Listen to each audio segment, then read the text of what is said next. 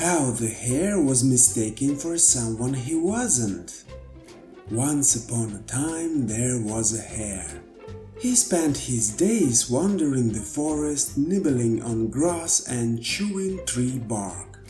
In short, he was no different from any other hare, except that he was a bit overly curious. It was his curiosity that led to something unexpected and unusual happening to him one day. While strolling through the forest, the hare spotted a human family having a picnic. Any other hare would have bolted at that point, but our brave hero crept closer out of curiosity and saw a very interesting little suitcase. It was the favorite toy suitcase of the little girl in the family. The hare climbed inside to take a look, when suddenly someone outside said, "Well, it's time to pack up and go home." The suitcase lid snapped shut and the frightened hare was carried away. After a long journey, the suitcase was finally placed on the ground. The hare heard a voice. "Hey princess, tomorrow we are flying to Egypt for a vacation. Will you take your favorite suitcase with you?" "Yes," the hare heard the girl reply. Thus, the suitcase with the hare inside ended up at the airport, then on a plane, and finally in Egypt. During the night, the hare quickly snuck out of the suitcase and ran away. The next morning, he woke up in the heat and looked around. The hare saw the massive Egyptian pyramids and froze, staring in awe at the wonder of the world. But just then, a local man appeared and stared at the hare in amazement. "Who are you?" he asked. "And how did you get here?" "What?" The hare shrank and prepared to flee for his life. "Oh, I get it!" exclaimed the Egyptian. "Many say that our pyramids were actually built by aliens. So you must be the alien who helped build the pyramids, and now, after thousands of years, you've returned to see the state of your creation." The hare was very surprised. Had this guy never seen an ordinary hare before? "Why not?" thought the hare. "Yes, that's right, I'm the alien who built your pyramids." "Wow!" exclaimed the Egyptian. "I have to tell the others."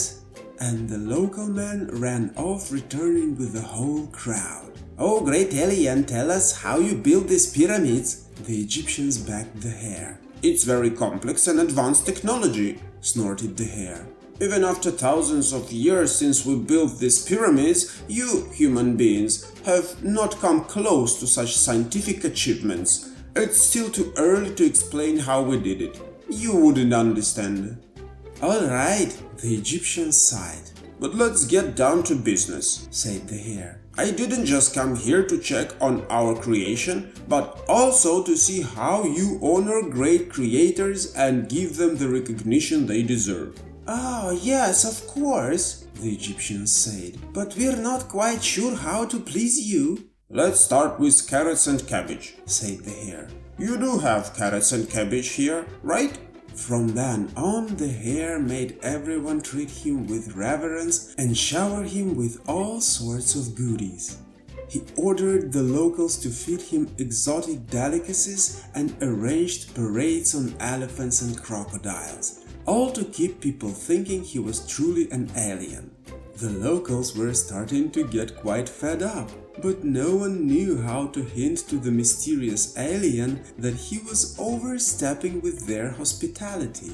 Soon the same family with the little girl who had accidentally brought the hare to Egypt arrived for a tour of the pyramids. The girl saw the locals carrying the hare in a palanquin and treating him with great honor, and she burst out laughing. "Why are you laughing, girl?" the Egyptians asked. "Because it's funny, you carrying around an ordinary hare like some kind of pharaoh." "What do you mean, an ordinary hare?" The Egyptians were astonished. "In my country there are thousands of hares, and they're completely normal," the girl laughed, "and this is one of them." "So you're not an alien?" The Egyptians turned red with anger as they looked at the hare. "Do you know what we are going to do to you now? We'll throw you into the Nile to be eaten by crocodiles." The hare shrank back terrified.